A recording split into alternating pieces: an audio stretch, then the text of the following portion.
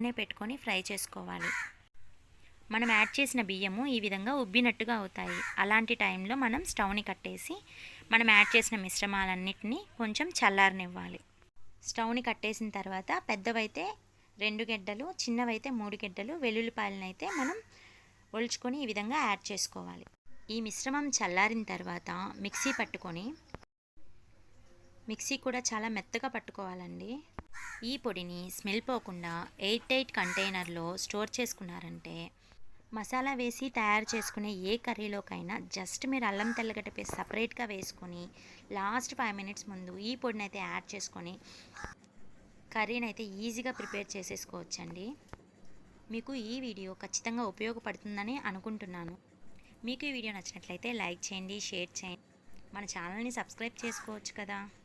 Further notifications కోసం bell icon అయితే hit చేయండి. బాయ్.